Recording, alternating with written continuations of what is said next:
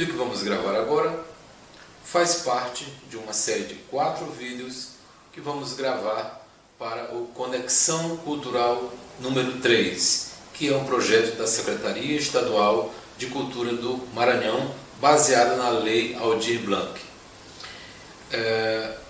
Os 4 vídeos que vamos contar agora aqui para vocês, vamos contar a história para vocês, eles falam sobre as perversões humanas.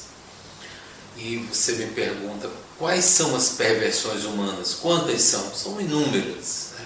Nós vamos falar de 4 delas aqui. Em cada um dos vídeos vamos falar de uma das perversões humanas, de uma forma como o ser humano vem se comportando de maneira não muito agradável, né? De maneira não ética, de maneira que infringe a moral, né? E os bons costumes também. O primeiro conto que nós vamos ver agora chama-se A Lenda do Escorpião. E depois eu vou explicar por que o nome é A Lenda do Escorpião. Fala-se de uma personagem chamada Rafael, que ele gostava muito da vida do hedonismo, ou seja, ele vivia pelo prazer, né? A vida para ele era ter prazer, era sempre estar em festa, sempre estar alegre, sempre estar cercado de amigos, né? E vamos ver a história dele agora, bem interessante. Aos 42 anos de idade, após ter vivido uma juventude de orgias e exageros etílicos e ter machucado muitos corações, o charmoso Rafael, ele era um cara charmoso, bonito, finalmente fora fisgado pela mulher perfeita, Araceli. Por que ela era perfeita? Porque ela era bela, rica, empresária, independente e, além de tudo, era uma mulher muito trabalhadeira. O aspecto econômico foi o que mais pesou para Rafael permitir-se morder o anzol da estabilidade de relacionamento. E após 39 meses entre namoro e noivado, no dia seguinte àquele em que estava tomando a saideira, né, o último drink na Malu Drinks, né? Você já percebeu o que significa Malu Drinks? Ele finalmente ia contrair matrimônio no dia seguinte. Ele, apenas um funcionário público municipal de 9º escalão, pois nem diploma de ensino superior ele tinha.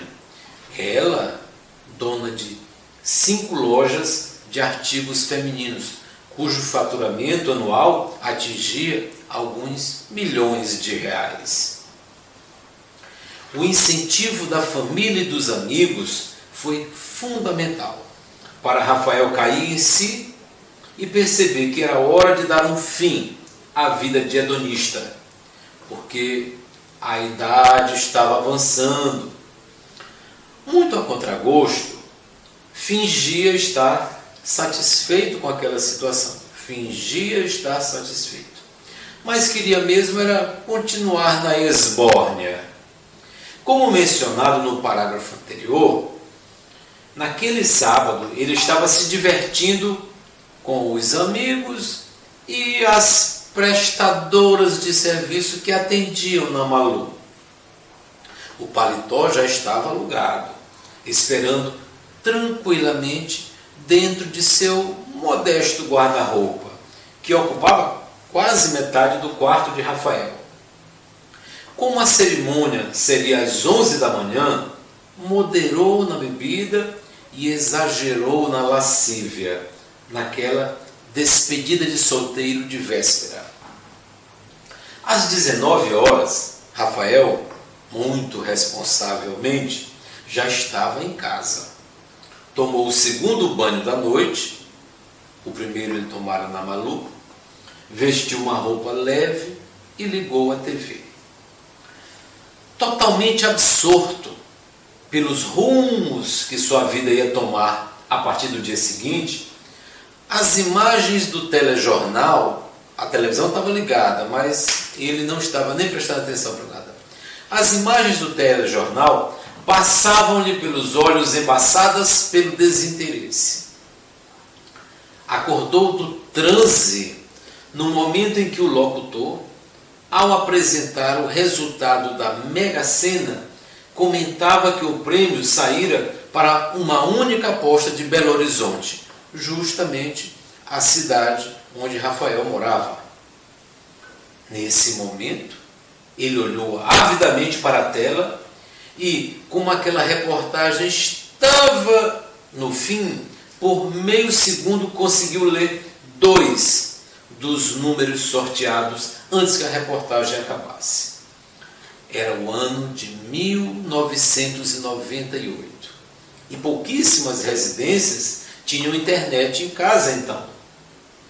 Rapidamente, nossa Belo Horizontina personagem trocou de roupa e foi em direção à Lan House mais próxima, torcendo para que estivesse aberta, visto que já passava das 9 horas da noite. A porta de rolo do estabelecimento estava descida pela metade, como é costume dos comerciantes, para indicar que não estão mais aceitando novos clientes. Destemidamente, Rafael levantou a barulhenta estrutura de ferro e entrou no pequeno salão onde havia cerca de 15 computadores, espremidos em minúsculas baias. 4 deles ainda estavam ocupados.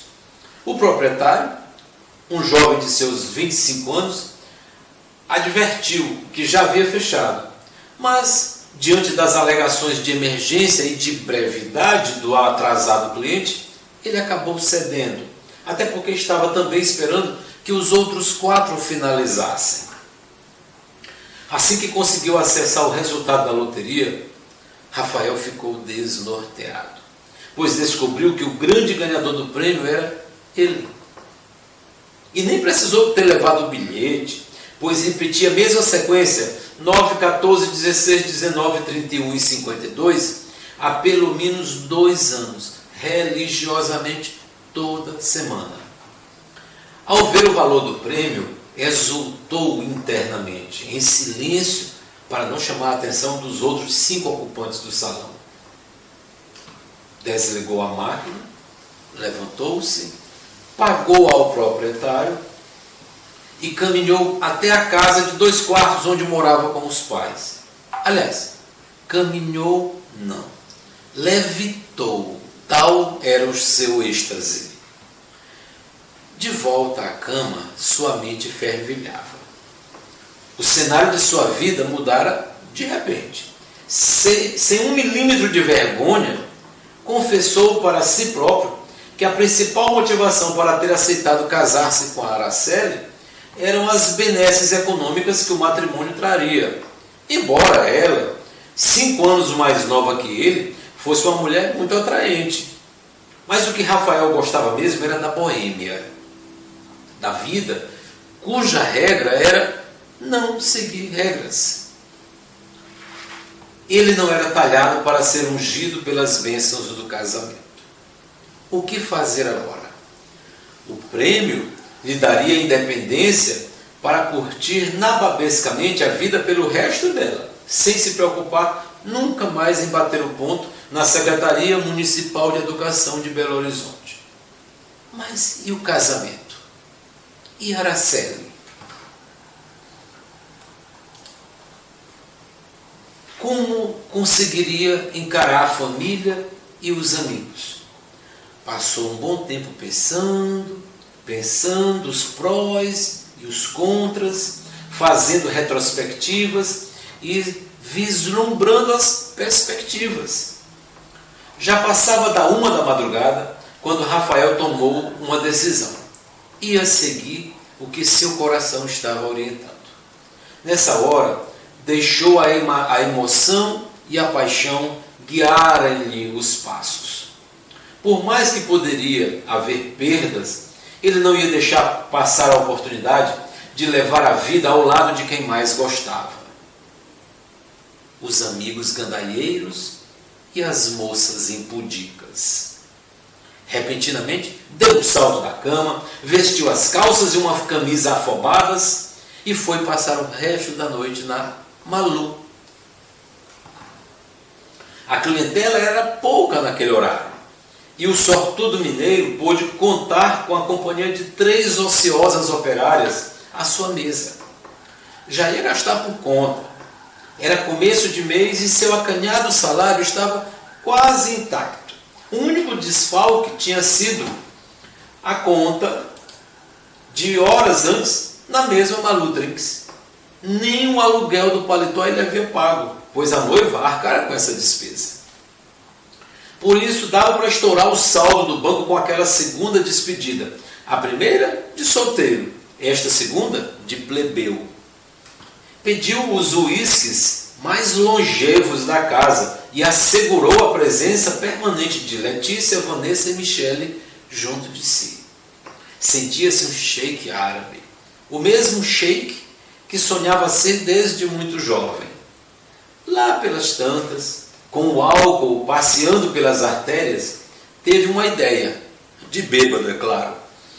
Chamou o vigia daquela casa de assistência social noturna e prometeu-lhe uma boa quantia para executar um serviço que deveria estar pronto assim que ele fechasse a conta.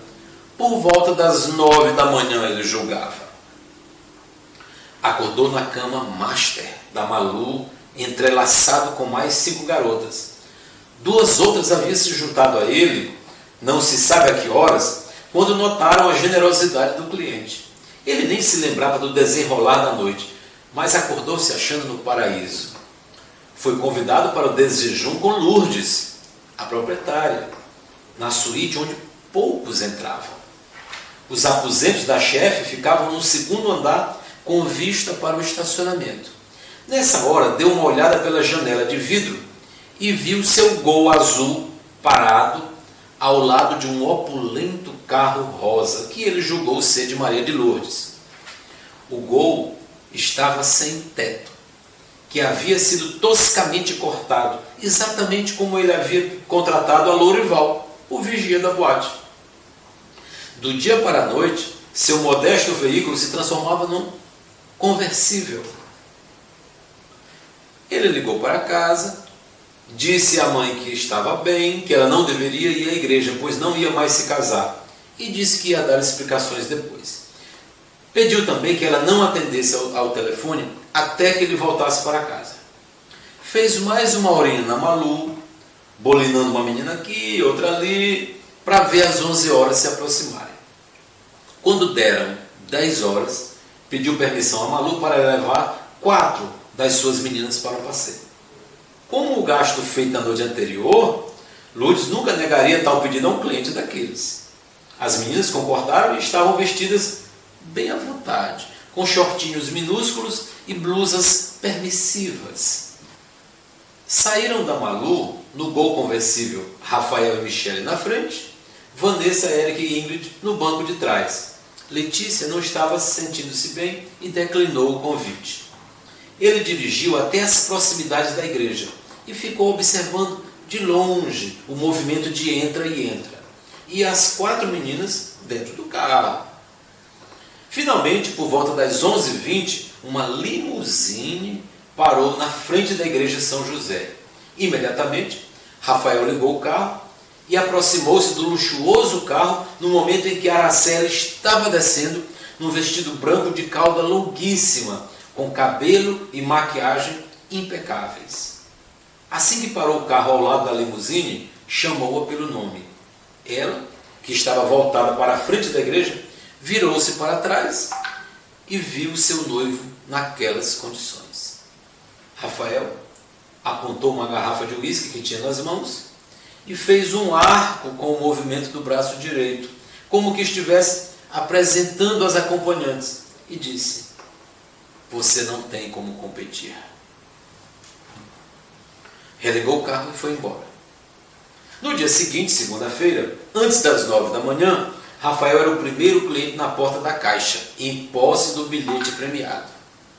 Às 10 horas, quando as portas se abriram, ao saberem que se tratava do ganhador do prêmio, Os funcionários deram-lhe atenção redobrada. Levaram-no a uma sala especial, pois o gerente, que não estava na agência, era quem ia atender aquele nobre cliente. Sentado numa poltrona muito confortável, Rafael ficou aguardando seu atendente. A cada 2 minutos, vinha um funcionário oferecer-lhe um mimo: café, chá, água, biscoito, picolé, até chocolate. Debochadamente, quase perguntou se eles não poderiam servir a ele uma das meninas da Malu. Menos de meia hora depois, chegou Ademar, o gerente, com um sorriso de orelha a orelha, e foi logo apertando efusivamente a mão direita do novo magnata. Felicitando Rafael pela sorte, começou a desfolhar o rol de investimentos de que o banco dispunha, tentando atrair para a agência aquele endinheirado cliente que tinha conta no Banco do Brasil, uma conta salário, aberta por exigência da prefeitura. Após muitas explanações, Rafael decidiu aplicar o dinheiro do prêmio naquela própria agência, até para fazer jus à atenção dispensada por toda a equipe. Segundo o gerente, ele teria uma remuneração mensal equivalente a $50 mil, o que daria conforto financeiro pelo resto da vida, exatamente como Rafael havia imaginado 40 horas antes, naquela madrugada de divagações. O plano era viver de renda, uma vez que $50 mil mensais em qualquer lugar do mundo é suficiente para suprir as necessidades financeiras, mesmo de um cidadão perdulário. E Rafael sabia que o seria. Mantendo o valor principal intacto e vivendo só dos dividendos, ele conseguiria chegar aos 100 anos de idade com um rendimento invejável. No sábado daquela semana, promoveu uma grande festa com os amigos, aqueles mais chegados, e algumas convidadas, as mesmas 5 com quem dividira a cama na Malu uma semana antes. Ali começava a trajetória de opulência de Rafael. Inquieto que era, decidiu viajar na semana seguinte. Nunca tinha ido ao Rio de Janeiro e nutria grande vontade por conhecer as terras fluminenses. Comprou um potente automóvel e decidiu ir dirigindo até a terra do carnaval. O velho Gol, transformado em conversível, ele o dera a Lorival. Ao planejar a viagem, que não tinha data de retorno, sabendo que poderia querer parar aqui e ali, achou mais conveniente arranjar companhia feminina. Decidiu convidar Michele, que era a garota mais bonita da Malu e ao mesmo tempo a mais esperta. Foram 11 dias em terras desconhecidas, visitando várias cidades, hospedando-se nos melhores hotéis e atendendo a alguns caros caprichos de Michele. Mas ele não se importava. Era adepto da teoria de que o sexo pago sai mais barato que o sexo por amor. Ao retornar a Belo Horizonte, remunerou sua acompanhante pelos 11 dias trabalhados e foi para casa. No caminho ficou pensando quais seriam seus próximos passos. Aproximando-se da casa onde morava com os pais, ambos com mais de 65 anos de idade, decidiu dar mais conforto aos dois. No mesmo dia, pesquisou uma casa mais aconchegante em um bairro mais bem estruturado. Ao achar um imóvel que ele achava ideal, foi dar a notícia aos pais. Para sua surpresa, sua mãe recusou o presente. Disse que não sairia do bairro onde passara toda a sua vida, onde conhecia a todos das redondezas, onde isso, onde aquilo. Os argumentos foram tão fortes que Rafael teve de concordar. Mas não desistiu da ideia de dar mais conforto a seu Ubaldo e Dona Flor. Após uma pesquisa mais detalhada, comprou, com a anuência da mãe, a casa de Dona Micaela, que havia ficado viúva um mês antes e fora morar com uma das filhas. Era uma casa ampla, com arquitetura moderna e muita área livre. Como o finado marido tinha dificuldades de locomoção, pois já estava com mais de 80 anos, a casa tinha várias adaptações de acessibilidade, o que era uma novidade doméstica difícil de se achar naquele fim de década de 90 do século passado. Pesou na escolha o fato de que, dentro de alguns anos, talvez os pais de Rafael também fossem precisar daquelas benfeitorias, e ele era filho único. Ao acomodar os pais, prometeu-lhes uma mesada equivalente a $3.000 para engordar o orçamento familiar dos dois, que já estavam aposentados. Além do aluguel da casa antiga, uma vez que decidira ir morar só. Consciente de sua instabilidade, fez a opção por não investir em um imóvel próprio, por isso alugou um flat, para ter mais comodidade. O dinheiro opera milagres. Agora, com os pais estabelecidos em uma casa confortável, sua privacidade garantida, a liberdade readquirida e o sustento assegurado enquanto vivesse, era hora de planejar as finanças bem direitinho, uma vez que ele passaria a viver de renda e não poderia extrapolar a receita. O que os economistas sugerem é que o saldo receita-despesas seja azul, contribuindo para aumentar o valor depositado. E o protagonista deste conto sabia disso, por isso fez planos de regrar hoje para sobrar amanhã. Como ele era cliente VIP, tomou a liberdade de pedir ao gerente de sua conta que monitorasse os gastos e lhe avisasse quando ele, por acaso, extrapolasse os $50.000 em média a que teria direito com dividendos. O gerente avisou a ele que, como ele havia desfalcado a conta em alguns milhares de reais com a compra da casa para os pais, os rendimentos mensais já estariam menores, o equivalente a cerca de $2.000, ou seja, ele receberia ainda cerca de $48.000 por mês, por conta daquele desfalque que ele deu para comprar a casa. Esse detalhe acendeu a luz amarela para Rafael. Ele sabia que, se quisesse ter a vida boa que planejara, teria que tomar mais cuidado com os gastos. E estava firme nesse propósito. Quando a notícia do prêmio se espalhou, os amigos se multiplicaram e as amigas também.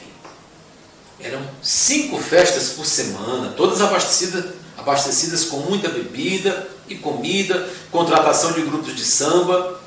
Exultando com esse novo panorama, Rafael decidiu alugar permanentemente uma casa de eventos, com estacionamento para muitos carros, piscina, churrasqueira e algumas alcovas mobiliadas, afinal ninguém é de ferro.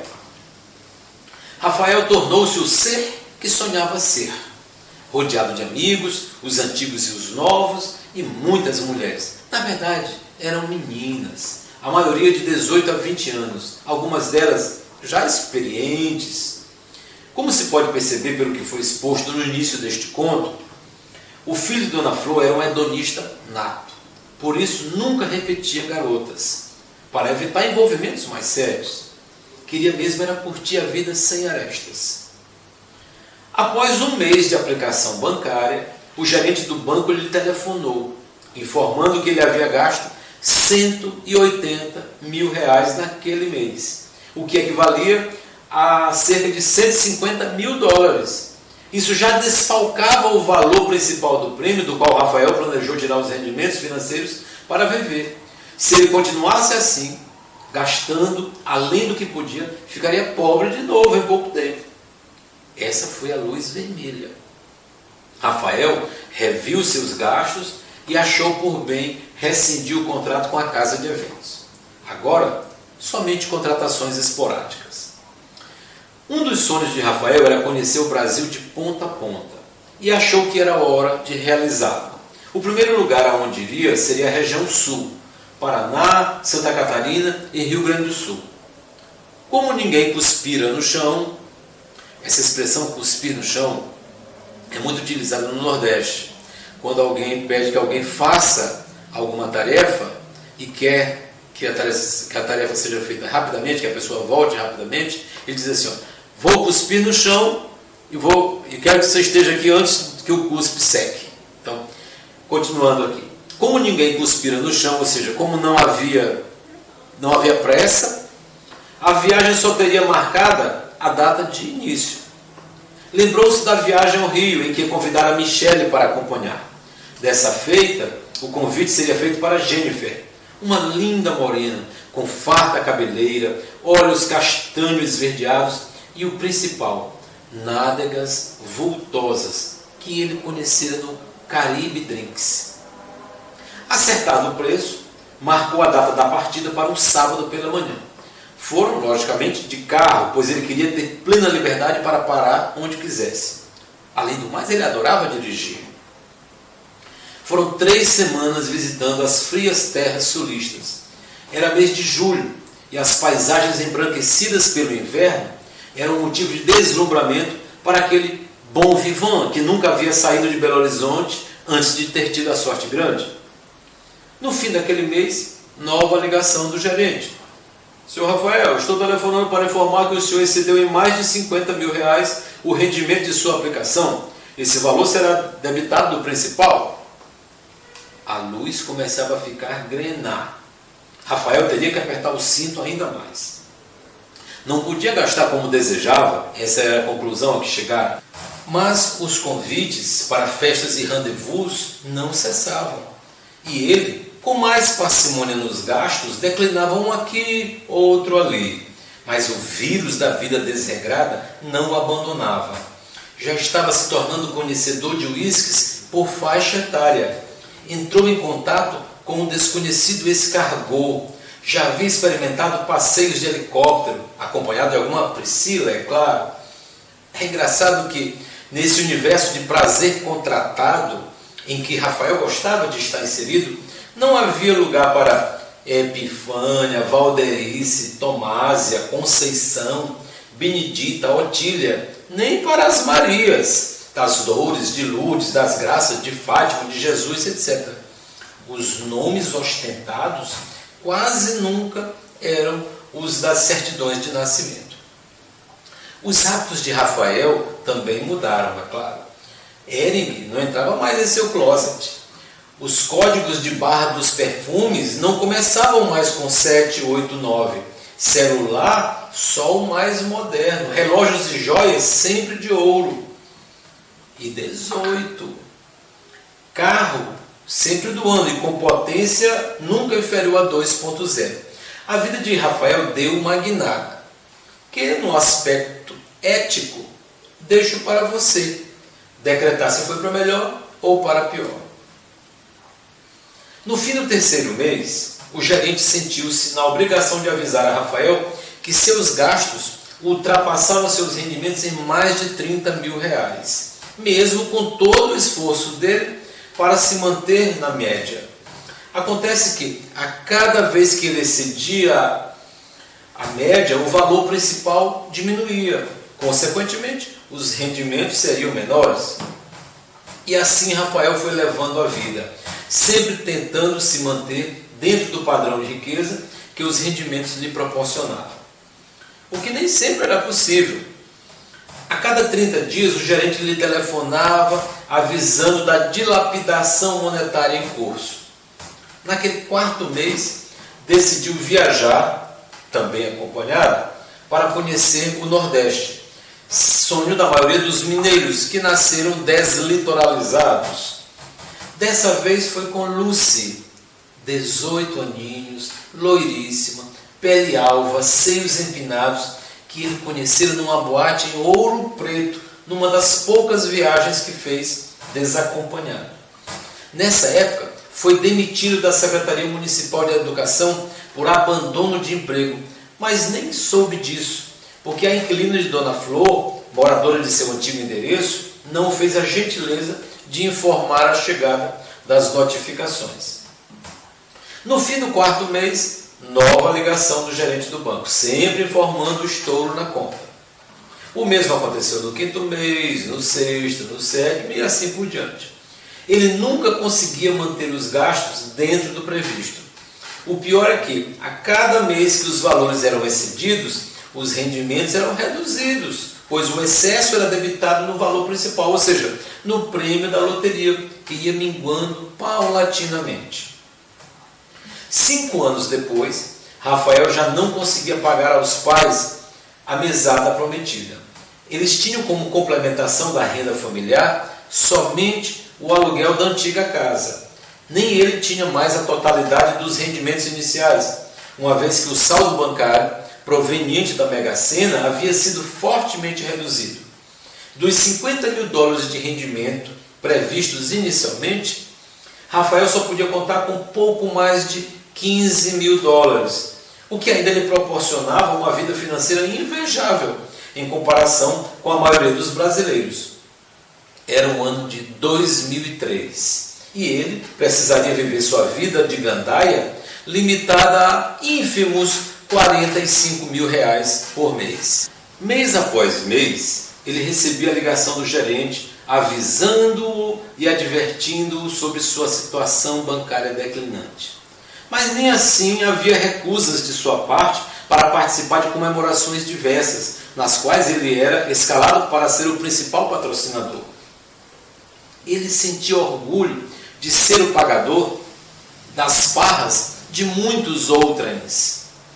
Nessa época, as contratações femininas já estavam escasseando, no máximo 2 vezes por semana, mas ele se mantinha assíduo e provecto nas artimanhas das mulheres da vida. Fácil.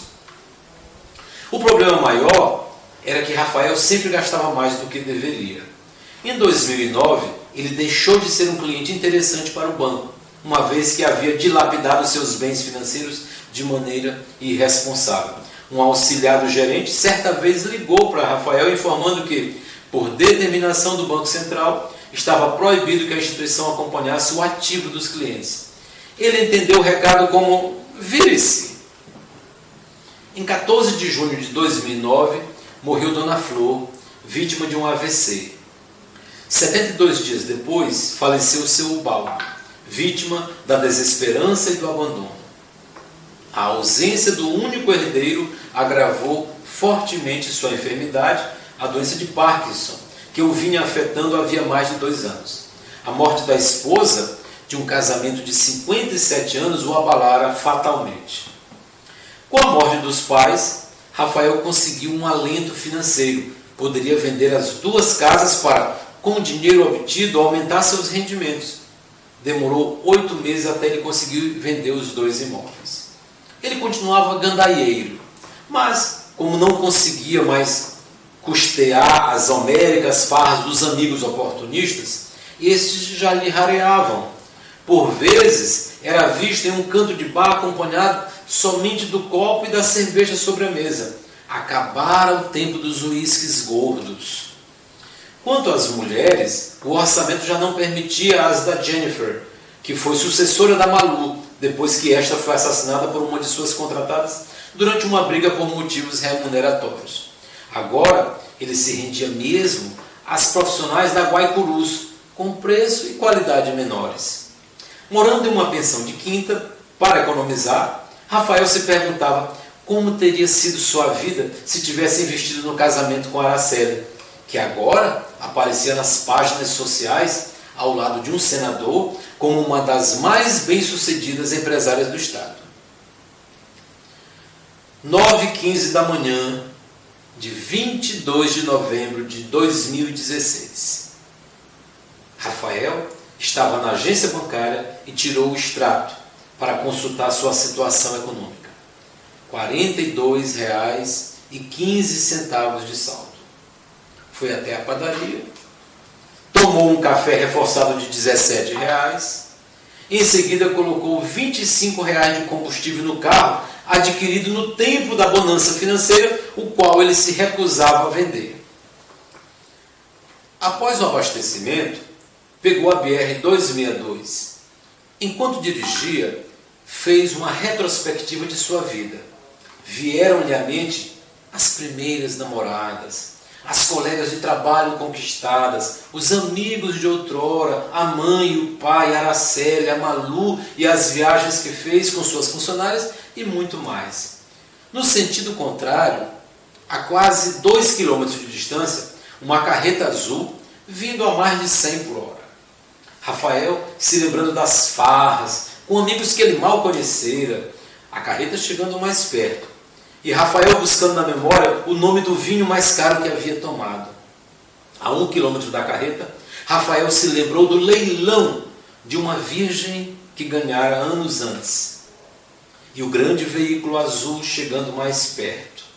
Veio-lhe à mente o pedido de casamento de Samantha, uma das meninas do Caribe que, quebrando todas as regras da prostituição, declarou-se apaixonada por ele. E o grande caminhão, carregado não se sabe de quê, estava cada vez mais próximo. Veio-lhe por fim a imagem de Araceli, vendo-o desapontada, acompanhado de 4 prostitutas, na porta da igreja, onde selaria seu destino. O caminhão a menos de 50 metros de distância. Rafael girou levemente o guidão para a esquerda. A necropsia indicou que não houve ingestão de álcool. A perícia no veículo constatou que os airbags haviam sido sabotados.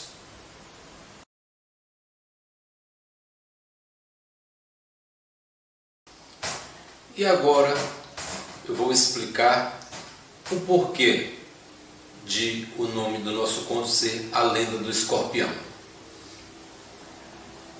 Existe uma lenda do escorpião original. Eu vou contar agora para vocês. Era uma vez um escorpião que queria atravessar para outra margem do rio. Então pediu ao sapo que o levasse até lá. O sapo, muito desconfiado, ainda disse: se eu te levar até lá, corro o risco de ser picado por ti, escorpião. O escorpião, com muita lábia, disse ao sapo: não temas, amigo sapo. Se eu te picar, nós dois morreremos afogados. Por isso, pode confiar em mim. O sapo pensou e viu que até havia lógica no que o escorpião dissera. Então resolveu ajudá-lo.